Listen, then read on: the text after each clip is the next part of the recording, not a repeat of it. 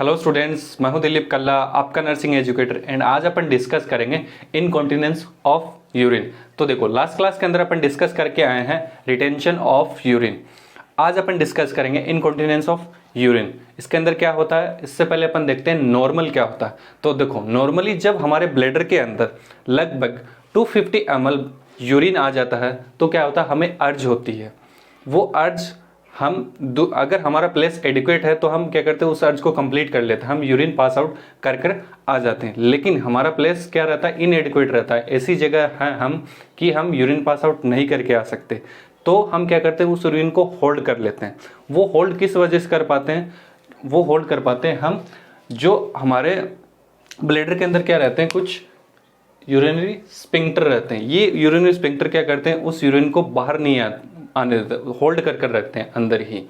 ठीक है, अगर इन स्पिंक्टर के अंदर कोई अबनॉर्मलिटी क्रिएट हो जाए, कोई इन्फेक्शन हो जाए, कोई ट्रॉमा हो जाए, तो क्या हो सकता है, ये डैमेज हो सकते हैं। तो डैमेज होते ही नॉर्मली तो क्या कर रहे थे, ये यूरिन को होल्ड कर कर रख रहे थे। जैसे ही डैमेज होते ही इनका काम था यूरिन को होल्ड करना, तो होल्ड कर नहीं पाएंगे तो क्या होगा, यूरिन ब्लैडर से बाहर निकलना स्टार्ट हो जाएगा। इस कंडीशन को अपन बोलते हैं इनकॉन्टिनेंस ऑफ यूरिन।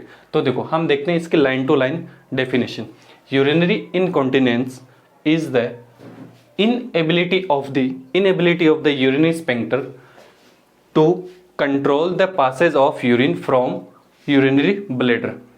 मतलब ये हो कि जो हमारे स्पिंक्टर थे वो इनएबिलिटी हो गई, उनके अंदर इनएबिलिटी होगी कि वो अब यूरिन को कंट्रोल नहीं कर पा रहे हैं, कि जो पासेज है, कहाँ से, हमारा जो ब्लैडर से पासेज है यूरेथ्रा के थ्रू बाहर निकलते हैं, उसको अब कंट्रोल नहीं कर पा रहे हैं। तो इस कंडीशन को अपन बोलते हैं इनकॉन्टिनेंस ऑफ यूरिन। अब नेक्स्ट अपन देखते हैं कि इनके क्या क्या टाइप्स हैं, इनकॉन्टिनेंस ऑफ यूरिन के क्या क्या टाइप्स हैं। तो देखो, फर्स्ट वन जो टाइप है वो है कंप्लीट इनकॉन्टिनेंस, सेकेंड जो है इनकम्प्लीट इनकॉन्टिनेंस, थर्ड है स्ट्रेस इनकॉन्टिनेंस, फोर्थ है अर्ज इनकॉन्टिनेंस। ये हमारे चार टाइप हैं। अब देखते हैं इन चारों के अंदर क्या होता है। तो देखो, रटने वाली कोई चीज़ नहीं, सिर्फ नाम से ही मैं आप सारा का सारा एक्सप्लेन कर दूंगा। तो देखो, कंप्लीट इनकॉन्टिनेंस, कंप्लीट का मतलब होगा कि जो यूरिनरी ब्लैडर है वो कंप्लीटली खाली हो जाएगा। इसके अंदर हमारा यूरिनरी ब्लैडर कंप्लीटली एम्प्टी हो जाएगा, उस कंडीशन को अपन बोलते हैं complete incontinence of urine. Second one देखते हैं इनकम्प्लीट, नाम के अंदर ही इनकम्प्लीट है, मतलब यूरिन पास आउट तो हो रहा होगा लेकिन जो ब्लैडर होगा वो कंप्लीटली एम्प्टी नहीं होगा, पूरा खाली नहीं होगा, आधा भरा रहता है, आधा खाली हो जाता है। ठीक है, फिर बात करते हैं स्ट्रेस। तो देखो, नाम में ही स्ट्रेस है, मतलब कोई ना कोई प्रेशर लग रहा है। वो प्रेशर किस वजह से लग सकता है, प्रेशर कहाँ लग रहा है, हमारे यूरिनरी ब्लैडर के ऊपर। तो प्रेशर किस वजह से लग सकता है, मान लो आप लाफिंग कर रहे हो, कफिंग कर रहे हो, तो लाफिंग और कफिंग से क्या होता है कि हमारे जो एब्डोमिनल मसल्स है उन पे प्रेशर लगता है। वो एब्डोमिनल मसल क्या करती है, फिर हमारा जो यूरिनरी ब्लैडर उस पर प्रेशर लगाती है और प्रेशर की वजह से यूरिन पास आउट हो जाता है। उस कंडीशन को बोलते हैं स्ट्रेस इनकॉन्टिनेंस ऑफ यूरिन। फिर लास्ट वन है अर्ज इनकॉन्टिनेंस। तो देखो, नाम के अंदर ही अर्ज है, अर्ज मतलब पेशेंट को अर्ज हुई, अर्ज होते ही क्या हो गया, उसका यूरिन पास आउट हो गया, उस कंडीशन को बोलते हैं अर्ज इनकॉन्टिनेंस। इसके अंदर पेशेंट के पास इतना टाइम नहीं रहता कि वो बाथरूम के पास जाए और उसको बाहर निकल के आ जाए। जैसी अर्ज होगी, अर्ज होती उसका यूरिन पास आउट हो जाएगा, उस कंडीशन को बोलते हैं अर्ज इनकॉन्टिनेंस ऑफ यूरिन। तो ये तो आपने देख ली डेफिनेशन क्या होती है, क्या इसके टाइप्स हैं। अब देखते हैं कि ये जो कंडीशन अराइज हुई है, उत्पन्न हुई है, इसका कारण क्या है, क्या रीजन है। तो देखो, कॉजेज देखेंगे। जैसा कि डेफिनेशन के अंदर अपन देखा था कि जो स्पिंक्टर कंट्रोल है वो हमारा नहीं रहा, लॉस्ट हो गया। तो लॉस्ट किस वजह से होता है, जो स्पिंक्टर है हमारे वो डैमेज हो गए, तो डैमेज होने की वजह से इनकॉन्टिनेंस ऑफ यूरिन हो सकता है। सेकंड, जो पेरिनियल मसल्स हैं वो वीक हो जाएं, कमज़ोर हो जाएं। अगर मसल ही कमज़ोर है तो क्या होगा, कंट्रोल नहीं कर, ब्लैडर का कंट्रोल नहीं रहेगा, तो क्या होगा, यूरिन बाहर निकल जाएगा। थर्ड वन है ट्यूमर। अगर कोई ट्यूमर जैसे बीपीएच, बिनाइन प्रोस्टेट हाइपरप्लेजिया, अगर जो प्रोस्टेट ग्लैंड है वो हमारी एनलार्ज होना स्टार्ट हो जाएगी, एनलार्ज होना स्टार्ट हो जाती है, तो वो क्या करेगी, हमारा जो ये प्रोस्टेट ग्लैंड जस्ट हमारा जो ब्लैडर होता है उसके जस्ट आगे रहती है, तो ये क्या करेगी, हमारे ब्लैडर पर प्रेशर लगाएगी, कंप्रेस करेगी। कंप्रेशन से क्या होगा, यूरिन बाहर निकल जाएगा।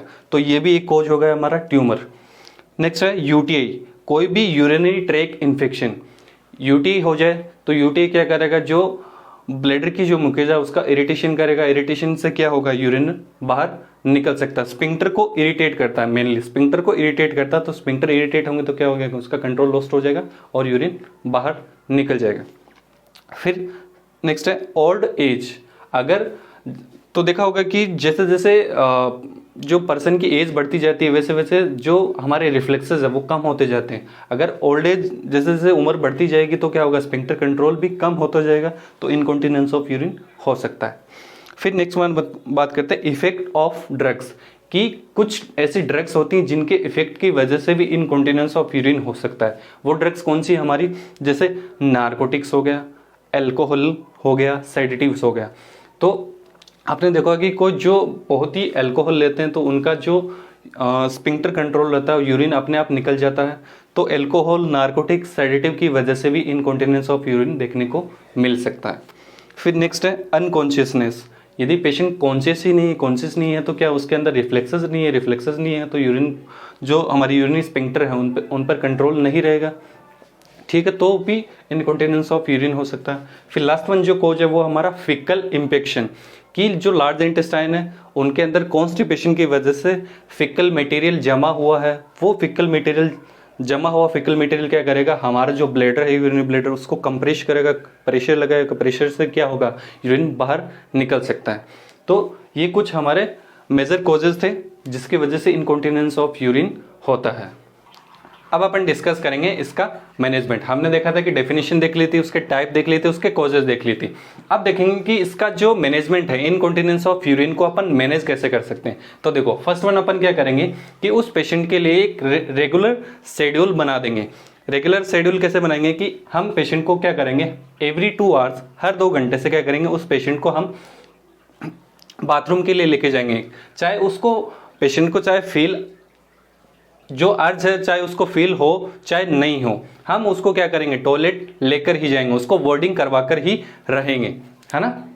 फिर नेक्स्ट अपन क्या करेंगे कि पेशेंट की फिजिकल एक्टिविटी को हम इंक्रीज कर देंगे। फिजिकल एक्टिविटी क्या करेंगी, जो मसल टोन है वो मसल टोन को इंक्रीज करेंगे, जिससे जो वीक मसल है वो स्ट्रॉन्ग बनती जाएंगी। फिर नेक्स्ट है कि हम पेशेंट को एडवाइस करेंगे कि आप पेरिनियल एक्सरसाइज करें। पेरिनियल एक्सरसाइज अपन कैसे एडवाइस करेंगे कि हम पेशेंट को एडवाइस करेंगे जो एब्डोमिनल मसल्स है और पेरिनियल मसल्स हैं उनको स्क्वीज करें, रिलैक्स करें, स्क्वीज करें, रिलैक्स करेंगे। और हम एडवाइस करेंगे कि जिस टाइम पेशेंट वॉइड कर रहा होता है उसको अपन ये एडवाइस करेंगे कि आप जिस टाइम वॉइडिंग कर रहे हैं उस टाइम क्या करेंगे, यूरिन को स्टॉप करेंगे, देन चालू करेंगे, देन स्टॉप करेंगे, देन चालू करेंगे, है ना। तो ये पेरिनियल एक्सरसाइज क्या करती है, वॉइडिंग कंट्रोल के अंदर हेल्प करती है। फिर नेक्स्ट वन आती है, यदि हमारा जो कोज था वो कोई मेडिकल या फिर कोई सर्जिकल कोज था, जैसे मेडिकल हमारा क्या होगा, यूटीआई, कोई यूरिनरी ट्रैक इन्फेक्शन था, उसको ट्रीट कर देंगे तो जो इनकॉन्टिनेंस ऑफ यूरिन था वो ठीक हो जाएगा। फिर नेक्स्ट है, यदि कोई ट्रॉमा हुई है, जो हमारा यूरिनरी ब्लैडर है या स्पिंक्टर है वहाँ पर कोई ट्रॉमा हुई है, सर्जिकल कोज है, तो उसको अपन ट्रीट करेंगे।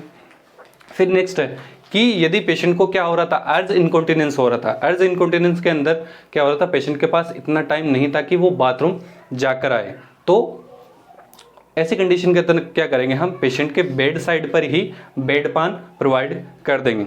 फिर अपन क्या करेंगे, पेशेंट के लिए एक ब्लैडर ट्रेनिंग प्रोग्राम स्टार्ट करेंगे। ब्लैडर ट्रेनिंग प्रोग्राम के अंदर वही करेंगे कि पेरिनियल मसल एक्सरसाइज एडवाइज करेंगे और अपन क्या करेंगे, जो उसका रेगुलर शेड्यूल जो हम एडवाइज करके आए हैं वो करेंगे, है ना। ब्लैडर ट्रेनिंग प्रोग्राम के अंदर हम उसको मसल एक्सरसाइज एडवाइज करेंगे और एक रेगुलर पैटर्न बना देंगे बोर्डिंग के लिए, ठीक है। फिर अपन क्या करेंगे, पेशेंट को स्किन केयर प्रोवाइड करेंगे। स्किन केयर क्यों प्रोवाइड करेंगे, क्योंकि जो यूरिन जो निकल रहा था बार बार, है ना, वो क्या करेगा, जो पेरिनियल मसल स्किन है उसको क्या करेगा, बार बार इरिटेट कर रहेगा, तो वहाँ इन्फेक्शन के चांसेस बढ़ जाएंगे।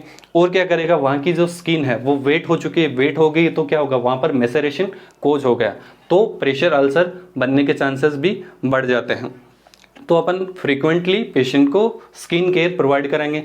देन लास्ट वन अपन क्या करेंगे, कॉन्डोम ड्रेनेज करेंगे या फिर कॉन्डोम कैथेटर। तो देखो, यदि हमारा पेशेंट, ये जो हम चीज करेंगे कॉन्डोम ड्रेनेज करेंगे वो करेंगे मेल पेशेंट के लिए, है ना। यदि हमारा पेशेंट मेल है तो अपन क्या करेंगे, मेल कॉन्डोम लेंगे, मेल कॉन्डोम के अंदर हमारे दो पार्ट आते हैं, एक ओपन एंड आता है, एक क्लोज एंड आता है। हम क्या करेंगे, जो क्लोज एंड है उसके अंदर पंक्चर करेंगे। पंक्चर करने के बाद जो हमारी ट्यूब है, जो ड्रेनेज ट्यूब है, उससे अटैच कर देंगे, टेप लगा देंगे उसको। देन अपन क्या करेंगे, जो ओपन एंड है हमारा कॉन्डोम का, उसको अपन क्या करेंगे, पीनस पर इंसर्ट कर देंगे। इंसर्ट करने के बाद उसको टेप कर देंगे वहाँ पर। इससे क्या होगा, पेशेंट को बाथरूम जाने की ज़रूरत जो है वो कम हो जाएगी और हम पेशेंट को बेड साइड पर केयर प्रोवाइड कर सकते हैं। तो अगर ये कॉन्डोम ड्रेनेज भी कर लेते हैं, यदि हमारा पेशेंट क्या है, फीमेल है, तो उसके अंदर अपन क्या कर सकते हैं, यूरिन कैथेटराइजेशन कर सकते हैं, है ना। तो this is all about incontinence of urine. I hope आपको समझ में आया होगा। Thank you.